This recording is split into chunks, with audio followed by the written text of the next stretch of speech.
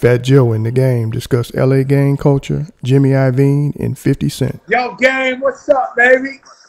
Woo! What's up, baby? Yo, what up? Hey, what's up, my brother, man? You on the big show, man. Just a mistake, huh? We turned up on it. Hey, nah, it ain't no, we don't make no mistakes. You know what I'm saying? I seen my brother go live. My brother went live. I said, well, I'm alive. Let me jump on with my brother. You know what I'm saying? Yo, gang, let me tell you something, man. What is this Numinati? Break that down to me. Is that a new gang? Is that the new Crips, new Bloods, new? Nah. Hey, yo, no gang. I know, but I want you to break it down. We done had enough gangs in our life. You know what I'm saying? Like, nah, basically, the Numinati is just like, they got all these government facets, right? And they got they quote unquote gangs. You know what I'm saying? They got and the mass agenda. They be pushing they pushing their own agenda, the government. But we as the people, we don't always share the same views. So we got to come together as a conglomerate of people. It's not a black thing. It's not a white thing. It's a new thing, a new way of thinking, a new way of taking control of your life. Instead of thinking like, and I'm not saying that, being a janitor or being this and none of that. I'm not taking shots at none of that. I'm just saying I want people to think bigger. You know what I'm saying? Instead of thinking about being a janitor, think about having a janitorial service. Like, so it's just a new way of thinking. You know what I'm saying? So the picture you took the other day with all the beautiful ladies and some of your fellas, that's part of the Numinati? Those are like my close friends and family, and they pushing the movement with me. You know what I'm saying? Yo, Gabe, you said, was that a joke or you on baby number 4? No, that was on April Fools. You know what I'm saying? That was on April Fools? Yo, yeah. Yeah. Hey, it don't mean that I'm not out here working though. You know what I'm saying? Yo, Game, let me tell you something, man. You always pull up. We in Miami, you make a phone. You got me jammed up. Now I gotta perform for Carbone for free. I gave him so many favors. Now he said, yo, Formula One's coming. Could you come down, perform for free? I always take care of you. I said, yo, Carbone, I got you. Don't worry about it. I'll come down there and rock out. But you pull up, Game, and 15 chicks. Has it always been like that, or that's part of the new? Nah, one of my homies, we used to move around. You remember when I first came out, how I was moving around. I'm moving around with 70 Bloods everywhere I go. New York, Miami, don't matter. One of my homies was like, everywhere we go, we getting into trouble. Like it's a shootout or somebody trying to stab somebody. We just look too aggressive. He was like, yo, why we can't be out here like, you know what I'm saying? Like when this was at the time when Ludacris and Nelly and those guys were like at the pinnacle of their careers, and when you saw Nelly and Luda in the clubs back then as a new artist, them niggas had all the women. So one of my homies was like, yo, we got to start coming out with the women. It's lighter, it's sexier. Other women want to come to the cool section. We got to stop coming. And when you look at our section, it's 30 days. It look like violence. You know what I'm saying? So I really restructured, and in the process I had some words with a few homies. I had to trim the fat, and everybody couldn't go. You know what I'm saying? Yeah, people don't understand that everybody can't go. People, what that is like we come up broke, we come up poor, and we get this shit called survivor's guilt. So we want to bring everybody with us, but you realize everybody ain't ready to go, and everybody ain't ready to mature up. Like when I be hearing some shit, like now I don't even entertain nothing. But now when I hear some of my homies doing some crazy shit or something like that, I'm like, yo, what the f are they thinking 2022? And I'm sure LA even worse than New York with just the gang culture and all that. How are you able to be like, yo, let me do me? Like, y'all can't shake that shit. Actually. Hey, yo, it's like, a lot of people, for a lot of people that don't understand, really don't understand LA and the gang culture, you don't get to say you quit. That's the thing. So when people be like, oh, you're too old to gangbang. No, I got homies right now 65 years old that's with all the smoke. There is no, you don't walk in and turn in your resignation papers. Like, you don't get that option.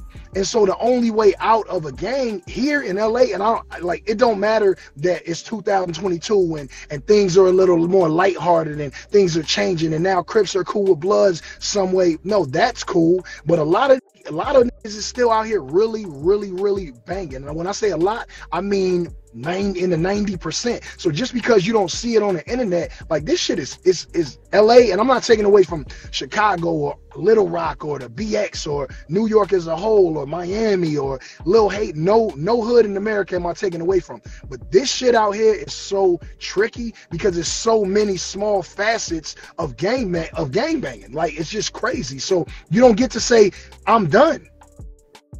Hey, yo, here's a perfect example. What did Snoop wear on the Super Bowl? Blue. Snoop like 46 or something like that, 47. Like it, and every time you see Snoop, it's still Long Beach 20 Insane. It's still Crippin'. It's still, and Snoop is on America's the talent show. He with Martha Stewart. Snoop is on TV. Snoop is everywhere. But Snoop is still Crippin' heavily. So I'm saying and so what we not doing is we not like, Snoop ain't saying like go join the Crips, but he's saying this is what I am. And a lot of people be like, damn, Snoop, you too old. No, that's not the culture. Well, what happened to me was the first person I linked up in LA with, who's still my brother to this day. Shout out to Inglewood family, Mac 10, OG Muggs and all and Fat Boy. I linked up with them, and we shot that movie Blood Thicker Than Water. Seen it. That's game in New York ever. That's a hood classic, by the way. Yo, bro, let me tell you, I know it's a fucking hood classic. Like, are you kidding me? I risked my life to shoot that fucking movie every day. Rest in peace, my homie Dum Dum. Yo, I had a homie out there. His name was Dum Dum. He had dude's name on his hand, on his arm. They buried him in the Fat Joe jacket out there in Inglewood. He had dudes' names that he allegedly, what's up. Right. He had the rest in peace wall on his arm. And so when I get out there, Mac is like, let's do this movie. My grandmothers, grandfathers, everybody driving red. The whole hood is red. I mean, yo, bro, it was some dumb shit going on every fucking night. They be like, yo, duck in the trailer. Somebody's about to turn the corner, the block. But no, I just didn't understand why they chose to shoot this movie in the middle of the activism. Because look, really, it ain't really nowhere else to shoot the movies if you shoot a hood movie. Because think about it, everywhere out here is a gang. So even if you went to the Valley, right? Even if you went to the Valley, then you would run into like Wack's gang.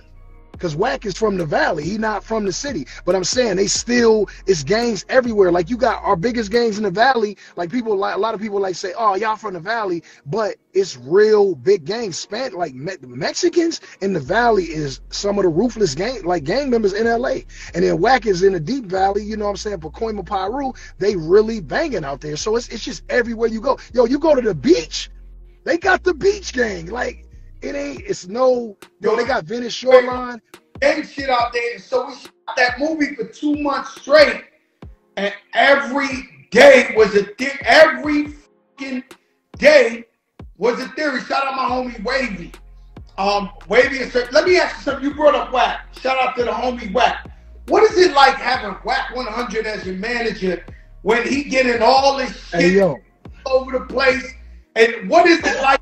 Game, like, do people blow up their game? What's up? Hey, yo, look, Wack is it every day. Wack is on some type of blog doing something wrong to somebody per their, how they feel.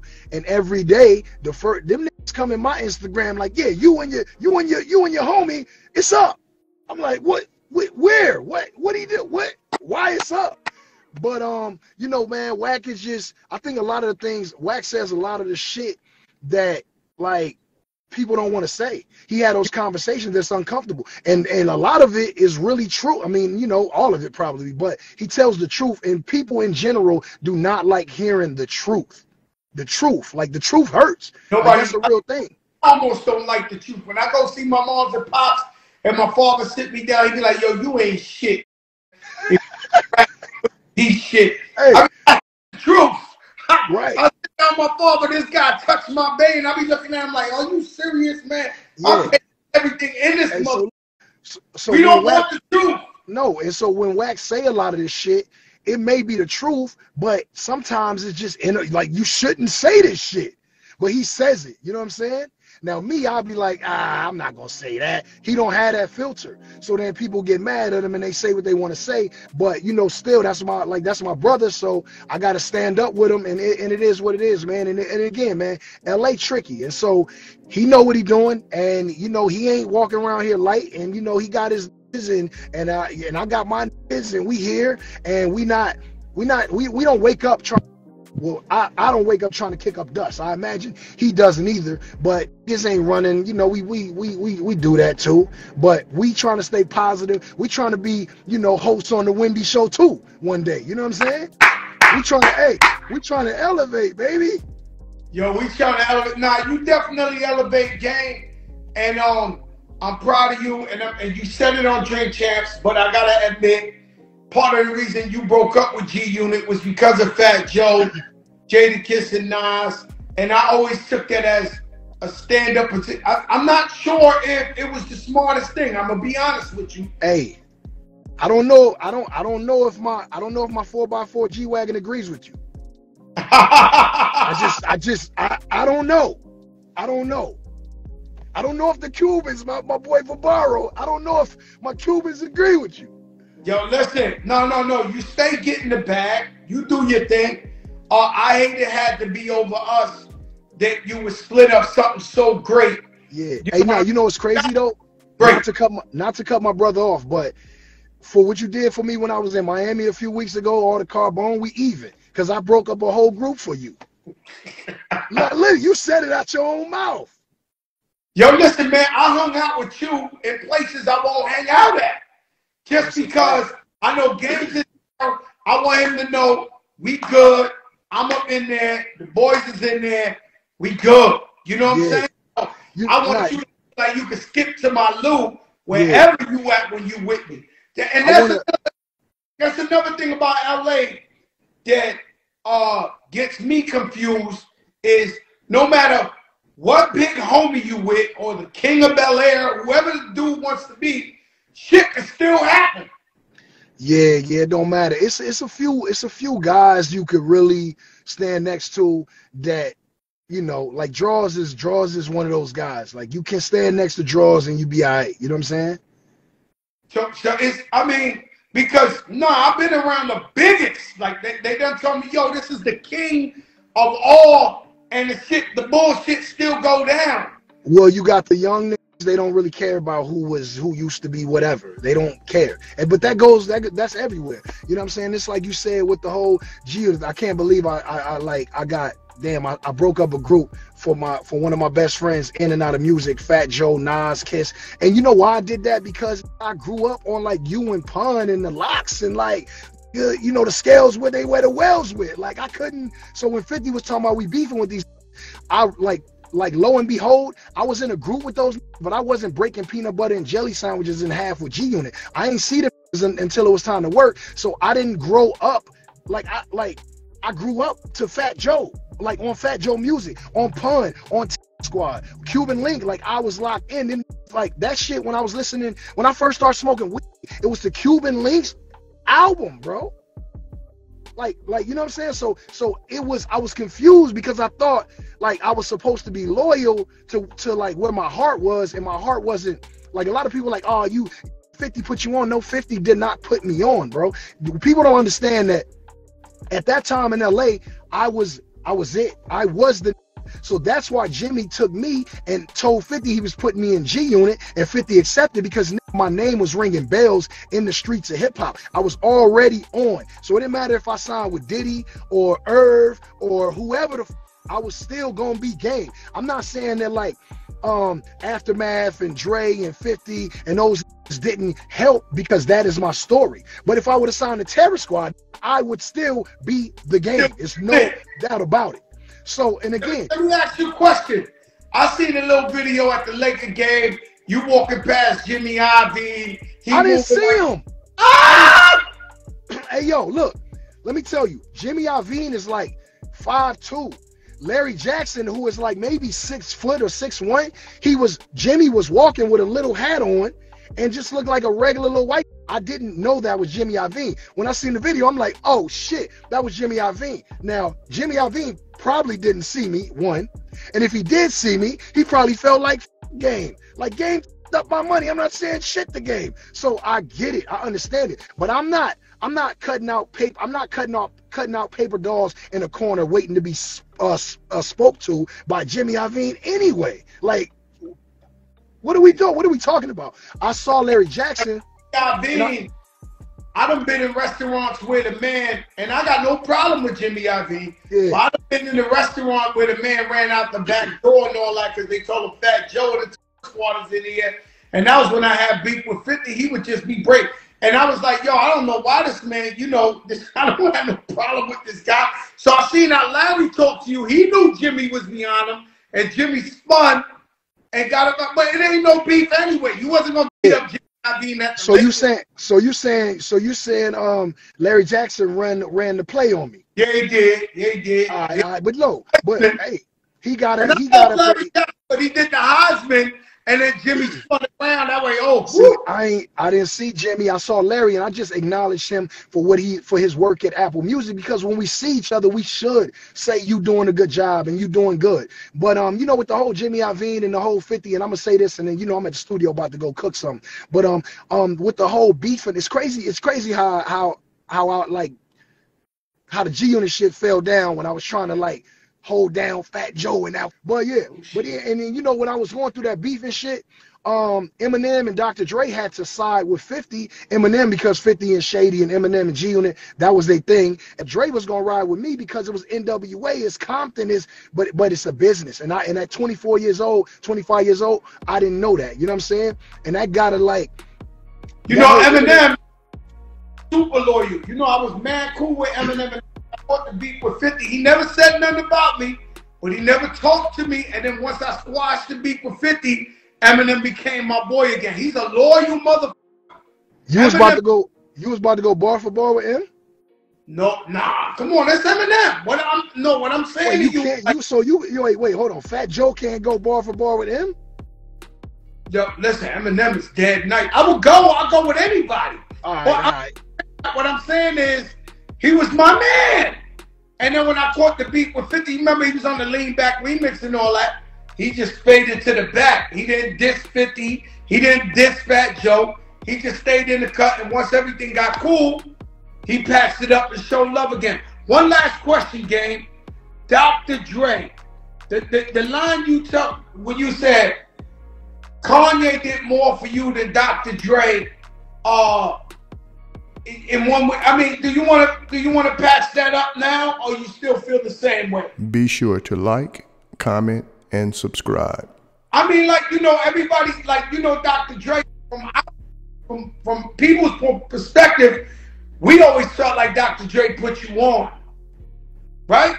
And so when you say, yo, Kanye did more for me than Dre did for me. Hey, yo, again, like I said, Dre, I was already like I'm just being honest, bro. It didn't matter if I signed the Death Row or Aftermath or Squad or Def Jam or Bad Boy. I was going to be the game. I already had the streets locked in LA, bro. That's why I got signed. I got signed because I was already eating out here in the streets. I was the biggest in the streets, period, in LA. So whoever signed me got gifted with the next that was gonna carry LA. You know what I'm saying? Yeah, I get it. So your point is, I was already on fire. If anything, Dre scooped up the hottest young in the streets, and it looked bigger than. And guess what? It's like when the Coca-Cola brand acquires another powerhouse and then they merge. You know what I'm saying? Like, yeah, now you acquired them because they shit is hitting. It's like when Mark Zuckerberg bought Instagram. Like, Instagram was already popping. So, but Facebook is like, let me just acquire that and make us stronger. That's what it did with the game, bro. Didn't like create me, bro. Like, I created myself in Cedar Block, in Compton, gang banging and doing my mixtapes and going to the CVS to print CDs and going to Fry's to get the CD burner. And I became the hottest with me and my brother and all my and our whole movement in Compton. Just acquired the hottest in the streets at that time. I get what you're saying, my brother. I love you for coming on here. I know you got to go to the studio. I'll be out there soon. I'm coming out there for Khaled. They're giving him the Walk of Fame star. So he asked me to speak. So I'll be in LA next week. I'll look you up. You heard me? Yeah, no, I got you. You know I love you, bro. Yeah, I heard you. You know I love you, man. I'm always here when you need me. And again, this was just me talking to my brother because I seen you on. I'm like, let me see what Joe on. And we chopped it up like we always do. I love you, bro. Hey, loved it, man. Thank you for coming through the big show, man. It's the biggest in the land. You know, love you, my brother. You already know, man.